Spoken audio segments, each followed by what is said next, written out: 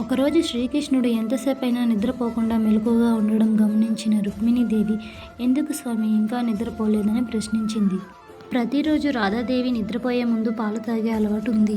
ఈరోజు ఆమెకి పాలు ఇవ్వలేదు కాబట్టి రాధాదేవికి నిద్ర పట్టలేదని, అందుకు తనకు నిద్ర పట్టలేదని కృష్ణుడు రుక్మిణీదేవికి బదులు ఇస్తాడు. ఈ విషయం విన్న వెంటనే రుక్మిణీదేవి వేడివేడి పాలు తీసుకెళ్లి రాధాదేవికి ఇస్తుంది. శ్రీకృష్ణుడు నామస్మరణంలో ఉన్న రాధాదేవి గమనించకుండానే వేడి పాలు తాగేస్తుంది. ఆ తర్వాత మందిరానికి వచ్చిన రుక్మిణీదేవి రాధాదేవికి పాలు ఇచ్చిన సంగతి శ్రీకృష్ణుడికి చెప్పి కృష్ణుడు కాలు ఒత్తడం మొదలు పెడుతుంది. శ్రీకృష్ణుడు కాలు బొబ్బలెక్కడం గమనించిన రుక్మిణీదేవి శ్రీకృష్ణుడిని కాలు ఎందుకు ఇలా అయ్యాయని ప్రశ్నిస్తుంది. ధ్యానంలో రాధాదేవి శ్రీకృష్ణుడిని స్మరిస్తూ పాదాలను పూజిస్తూ భక్తి పరవశంలో మునిగిపోయి రుక్మిణీదేవి ఇచ్చిన వేడివేడి పాలు తాగడం వల్ల, అవి శ్రీకృష్ణుడి పాదాలకు తాకడం వల్ల బొబ్బలెక్కాయని బదులిస్తాడు రుక్మిణీదేవి.